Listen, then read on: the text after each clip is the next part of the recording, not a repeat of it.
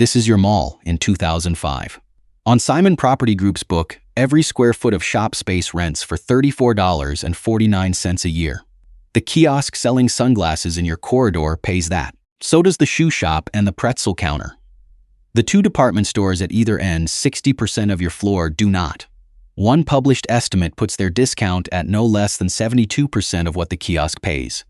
15 years later, two landlords holding buildings like yours file for bankruptcy protection on the same day. Every explanation of what happened names something outside this building. The one that explains it is the lease. But that is 2020. You are standing in 2005, and in 2005 you are winning. There are roughly 1,500 enclosed malls like yours in America this year. Shopping centers of every format employ 12.7 million people, and the number will top out at 12.8 million in 2008 and never go higher. Nobody knows that yet. What everybody knows is that the lot fills by 10 on a Saturday, that the food court is loud through December, and that when you put a leasing sign in a dark unit, the phone rings. The country you are building in carries more retail floor per person than any country it compares itself to. By 2014, America will hold about 24 square feet of shopping center and mall floor for every person alive in it. Canada holds 17. Australia holds 11. Walk the building end to end. Tile, skylight, fountain, escalator, the same 6 chain signs you would find in Ohio or Arizona. 2 anchors, one at each end, pulling people the length of the corridor past everything you charge full rent for. That geometry is not decoration. It is the design, and it is why the corridor bends the way it does, so that nobody can walk from one department store to the other without passing the shoe shop. And here is the thing about those 2 anchors that nobody in the corridor is thinking about. They do not rent from you the way the sunglasses kiosk rents from you. They own their stores, the land under them, in some cases the parking outside them, or they hold long leases at rates lower than the rents charged to mall stores. 60% of the building. Not really your tenants. That is the building. That is 2005. Sunday, the 1st of November, 2020. 2 landlords filed for Chapter 11 protection on the same day. CBL and Associates went in holding 107 properties across 26 states and 66.7 million square feet, expecting to strike out about $1.5 billion of unsecured debt in 2020. Preet filed the same day with 19 malls and 22.5 million square feet, taking $150 million of new money from its own lenders in 2020 just to keep the doors open. That is 89.2 million square feet of American retail floor walking into bankruptcy court inside 24 hours. 15 years earlier, your mall was one of roughly 1,500 enclosed centers, and shopping centers of every format in America employed 12.7 million people. The gap between those 2 paragraphs is the case. Understand what a filing like that actually is. These are not shops going under. These are the landlords, the people who own the floor, the roof, the parking, and the lease file, telling a federal judge they cannot service the debt secured against a building that was, 15 years earlier, the safest income in American real estate. Neither of them was a marginal operator. Between them, they held 126 properties. Whatever went wrong did not go wrong quietly, and it did not go wrong fast. It came apart over 15 years, in public, in front of every person who ever parked there, and almost every account of why points at a company headquartered in Seattle. So start with that one. Start with the suspect everybody has already convicted. Suspect 1 is online shopping. The case is easy to make because the numbers are real and nobody disputes them. E-commerce was 0.6% of U.S. retail sales in the 4th quarter of 1999. It was 3.2% in 2007, about 5% by the 3rd quarter of 2012. It reached 10.7% in 2019 and 16.1% in the 2nd quarter of 2020. That is a curve going one way for 20 years, and some of what it did to mall tenants was real damage. This is not going to pretend otherwise. But here is the part that puts a hole in the timeline. America stopped building enclosed malls of this kind in 2006. The mall at Turtle Creek in Jonesboro, Arkansas opened on the 29th of March that year, the last of its kind, and 2007 was the first year since the 150s in which no new enclosed mall opened anywhere in the country. After 50 straight years of building, the industry simply stopped. In 2007, online shopping was 3.2% of retail sales. Take that number honestly, because it cuts both ways. The census series counts all retail, groceries, fuel, cars, everything, and apparel, which is what a mall actually sells, ran well above the headline. So do not read that 3.2% as the whole of the pressure on a mall in 2007. Read it as the reason the pressure could not yet have been decisive, because the tenant class that mattered most was already going backwards on its own. Department store sales had run at about $230 billion a year around 1999 and 2000. By 2016, they were down to $155.5 billion. The industry quit building before this suspect was big enough to be worth arresting. And think about who makes that decision. Not a shopper. A developer with a site, a bank, a construction quote, and a leasing forecast, deciding the numbers no longer work. Those people were not reading think pieces about the internet in 2005. They were reading rent rolls. Something in the rent roll told 50 years worth of builders to stop all at once, and it was not a website that had 3.2% of retail 2 years later.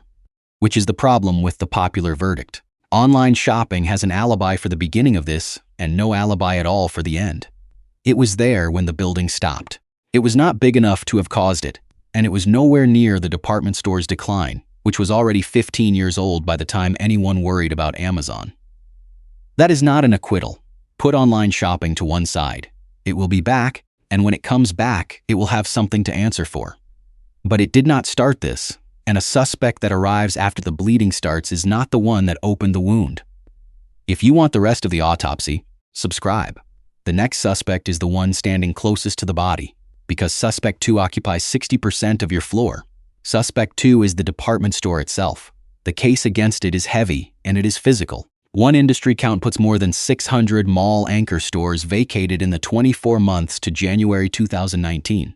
600 dark boxes, not units, boxes. The kind with their own street entrance, their own escalators, their own loading dock at the back, and their own name on the roof. And the biggest of them fell in public.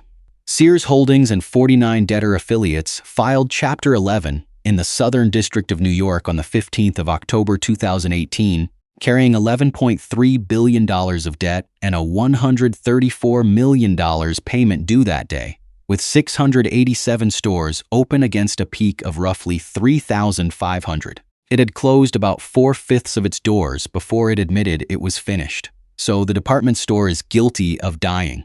Nobody argues about that. The question is a different one.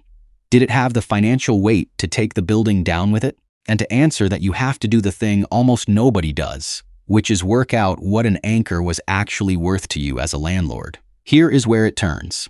Anchors held about 60% of your leasable floor and mall stores 35%. On the one published estimate, anchors paid no more than 28% of the per-foot rate that a non-anchor paid. And that is a floor rather than a midpoint. Work that through, and anchors generated roughly 30% of base rent, while mall stores generated about 62%, base rent only, before any recovery of common area charges. Run the same ratio against Simon's 2005 book of $34.49 a square foot for mall and freestanding stores, and it implies an anchor rate of no more than $9.66 a square foot a year. $9.66. That is a number to hold on to. And it is worth saying plainly that it is a ratio from one study laid over a rent book from a different decade. An illustration of the shape, not a lease you can go and read, but the shape is the point. 60% of your floor produced 30% of your base rent. 35% of your floor produced 62% of it. On base rent alone, losing a tenant that pays a quarter of the going rate should be survivable. It was not. And that is the whole problem with convicting suspect 2. It does not have the weight. A landlord who loses 30% of base rent has a bad year. He does not have a bankruptcy, and he certainly does not have 89 million square feet of it in a federal courtroom. Something was multiplying it. Something turned one dark box into a loss much larger than the rent that box had ever paid. Hold that thought.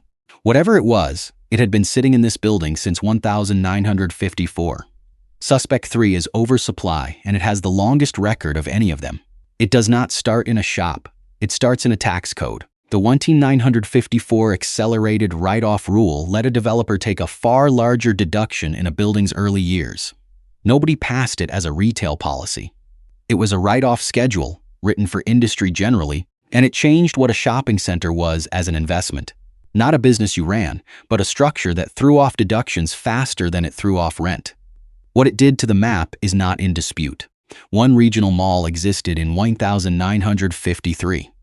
Summaries of the research put 25 approvals immediately after the change. By 1970, the United States held over 10,000 shopping centers. And note the noun there, because it matters. Shopping centers of every format, strip plazas included. Not enclosed malls. By the late 1970s, malls were opening at nearly 60 a year. 60 a year. More than one a week, every week for a decade. Now watch the sequence, because it is the strongest evidence anyone has that the building came first and the demand came second. One mall exists. The write-off changes. 25 are approved immediately. Shoppers did not change their minds in 1954. The tax treatment of a roof did. And here is where the suspect's story breaks. If the tax rule built the malls, then closing the tax rule should have closed the story. The Tax Reform Act of 1986 lengthened real property write-off periods and imposed passive loss limits under Section 469, and shopping center construction starts fell 70% between 1989 and 1993. So the tax product was withdrawn and the digging slowed hard. Starts down 70% inside 4 years, though building did not fully stop for another decade. But the floor that rule had already put in the ground did not go anywhere. That standing floor is the real charge against Suspect 3. Not the build rate, the stock. Too much retail permanently in a country that had already covered itself in it. What the charge cannot explain is timing. Oversupply is a condition, not an event. It sets the price of every lease renewal, and it explains why a weak mall could never claw its way back. Nothing about it dates to 2017, or to 2019, or to the 1st of November 2020. Suspect 3 built the room the body was found in. Charge it as an accomplice on the stock rather than on the build rate, and move on. Suspect 4 is the pandemic, and it has the best-looking case of the 4, because it is the only one standing over the body. The regional mall CMBS delinquency rate hit 18.7% in November 2020. Some 91.8% of that delinquent universe sat in special servicing that month, and about $10 billion of mall loans were behind in 2020. Both landlords filed on the 1st of November 2020. That timing is not a coincidence, and nobody sensible would pretend it was. Malls were shut. Tenants stopped paying. A building whose entire product is people standing next to each other was handed a year in which people were told not to, so the case is fair. Now check the alibi against the accounts. CBL's same-center net operating income fell 2.9% in 2017, with a 6.7% drop in the fourth quarter of that year. It fell another 5.5% over the 9 months to the 30th of September 2019, by which point portfolio occupancy was 90.5% against 92.0% a year earlier. 1.5 points of occupancy sounds like nothing. On a portfolio of that size, it is millions of square feet of dark floor, and more to the point, it is the direction that matters. Occupancy down, income down. 2 filed periods, 2 years apart, both moving the same way, and both printed before anyone had heard of a lockdown. That is one landlord's accounts, not the whole industry's, and it should be read that way. But it is the landlord that filed. So the question that opened this, was the landlord already losing income before any of it could be blamed on a virus? Has an answer, and the answer is in its own quarterly reports, published for anyone to read, 3 years early. On CBL's own numbers, the pandemic did not open the wound. It found one and put a hand on it. 4 suspects, one with an alibi for the beginning, one without the financial weight, one that explains the condition and not the event, one that arrived at the end, and a building that still, somehow, went from the safest income in American real estate to a bankruptcy filing in 15 years. Which means the killer has been sitting in the file the whole time. Go back to the sentence nobody flinched at. Anchors receive a per-foot rent subsidy of no less than 72% of what known anchor stores pay. That is the published estimate, and it is worth being precise about what kind of number it is. A floor rather than a midpoint, drawn from one dataset, with individual leases varying widely. But it is not a concession. That is the thing to understand about it. It is not a discount some weak landlord got talked into over lunch. It is the design. A mall is not a building full of shops with a department store attached. It is a traffic machine, in which one tenant class is paid to stand still so that the tenant standing near it can be charged a premium for the privilege. Nothing in the record measures that traffic directly, so treat the reasoning as inference. But the rent split itself is not inference. It is filed, in black and white, in the accounts of the companies that owned these buildings. The cheap end of the corridor is what makes the expensive end expensive, which is why nobody argued with it. For half a century, the trade worked. You gave the department store its box at a rate that would bankrupt any other tenant in the building, and in return you got the one thing a corridor of small shops cannot generate for itself: a reason for somebody to get in a car. Now the second clause, the one that turns a bad quarter into a death certificate. Typical mall inline leases carry a co-tenancy provision. Here is what it does. When a named anchor goes dark, the inline tenant's rent resets to about 50%, or converts to percentage rent, a share of sales instead of a fixed sum. The landlord gets a cure period, usually somewhere between 180 and 365 days, to put a new anchor in the box. If the vacancy runs about a year, the tenant can terminate the lease and walk. Terms vary lease by lease. There is no single standard form, and anyone who tells you otherwise has not read enough of them. But the shape is consistent across the industry, and it is the shape that does the work. Now read the two clauses together, because that is how they were signed. You handed 60% of your building to a tenant class you did not control and could not replace at a discount of at least 72%. And then you promised the tenants who actually pay you, the shoe shop, the pretzel counter, the sunglasses kiosk, that their rent would fall by about half the moment that tenant switched off its lights. Not might fall, would fall. Automatically on a clause the tenant negotiated for and you agreed to, sitting in a document nobody outside a leasing department has ever read. The subsidy on its own was survivable. The subsidy plus the guarantee was not. A typical mall lease was a bet on the survival of the American department store, written in ink with the small tenants holding the stake.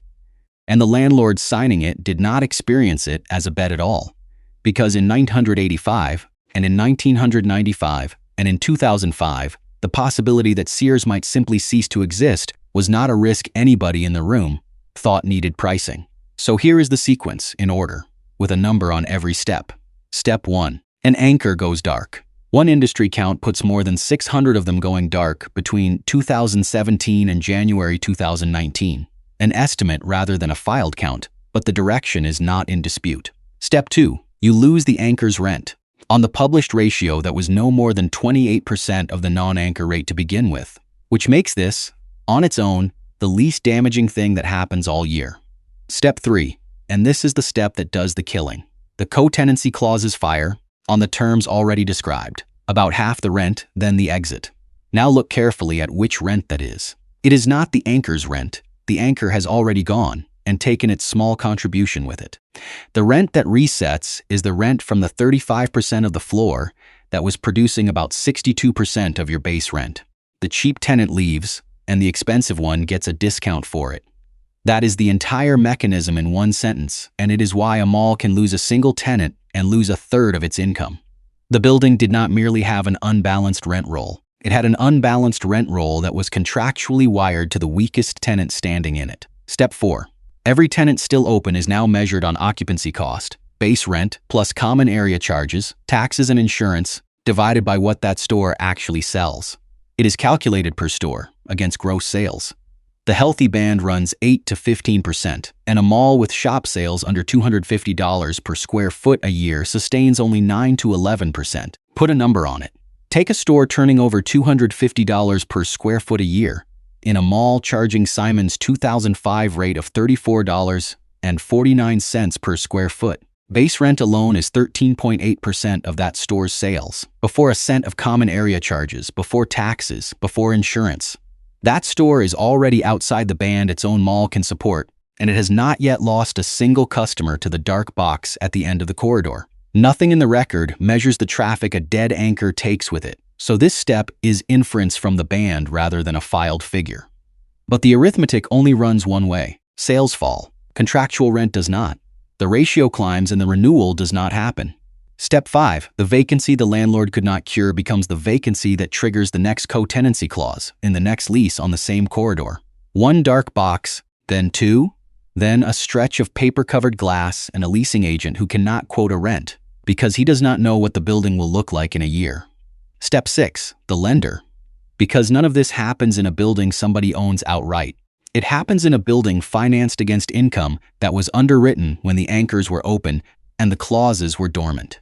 The mall did not fail because shoppers left. It failed because a contract everyone had signed converted one tenant's departure into everybody else's discount, and the debt was priced on the version where that never happens. There is one dated decision worth putting on the table, and it belongs to the anchor rather than to the landlord.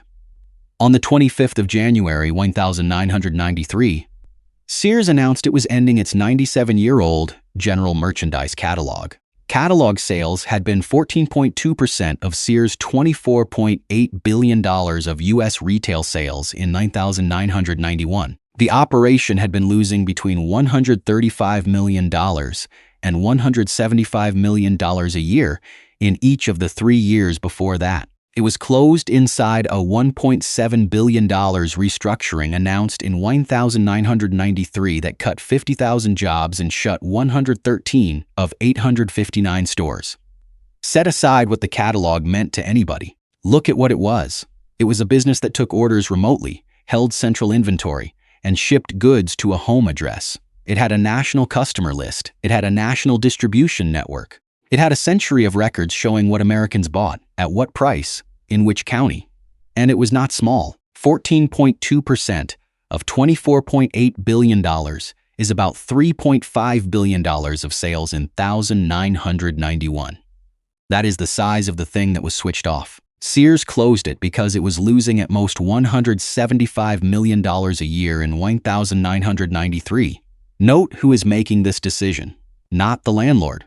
The tenant, the same company standing in one of the two boxes at the end of your corridor, holding its share of the 60% of your floor, paying its share of the discount. Every decision that determined whether your building had a future was being taken in a boardroom in Illinois by people who had never seen your rent roll and had no obligation to. Amazon. Com was incorporated on the 5th of July, 1994. 17 months later, 25 years after that announcement, on the 15th of October 2018, Sears Holdings filed for Chapter 11 with $11.3 billion of debt. The catalog was losing at most $175 million a year. The company that filed in 2018 owed $11.3 billion. Those are the two numbers. Nothing more needs saying about them. So the verdict. Primary cause of death. The anchor rent subsidy of no less than 72%, paid on 60% of the floor, coupled to typical co-tenancy clauses that made the paying tenant's rent conditional on the subsidized tenant staying open. No landlord itemizes that in its accounts, so this is a verdict on structure rather than a confession pulled out of a filing, and it should be held that way. Accomplice 1. The 1954 write-off rule and the oversupply America ended up carrying alongside it. About 24 square feet of shopping center and mall floor per person by 2014 against 17 in Canada. That is the condition. It made every recovery harder and every renewal cheaper. Accomplice 2. Online shopping, which was 3.2% of U.S. retail sales in 2007 and 16.1% by the second quarter of 2020. It arrived after the structure was already failing, and it finished it. But notice what online shopping did not do. It did not write that clause into the lease. Nobody in Seattle drafted it. It was written by mall landlords and mall tenants decades earlier on both sides of the table because it was the only arrangement that made a corridor of small shops financeable at all.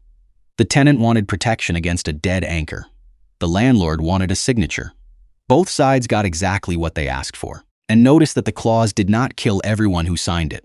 CBL and Preet went into court on the 1st of November 2020. Simon and McKirich did not. Same design, same anchors, same provisions sitting in the same paragraph of the same kind of lease, and two very different endings decided by which malls a landlord happened to own when the department stores started switching off. The structure did not guarantee failure. It guaranteed that failure, when it came, would be total and would arrive through the rent roll rather than through the door. There is also a reason nobody names this. A bankruptcy petition is public. A rent roll turns up in an annual report. A store closure makes the local news. An inline lease at a regional mall does none of those things. It is signed in a leasing office, filed in a cabinet, and never quoted, which is how the clause that decided the fate of these buildings became the one document nobody thought to read. A mall is not a shopping center with a department store in it. It is a rent structure that only works while the department store is alive. And it says so, in writing, in every inline lease in the building. So the next time you walk one of the survivors of the roughly 1,500 enclosed malls that stood in 2005, and you see the dark box at the end of the corridor with paper over the glass, the thing to understand is that you are not looking at a shop that closed. You are looking at the clause it triggered, and at the rent every other tenant in that corridor stopped paying the day it went dark.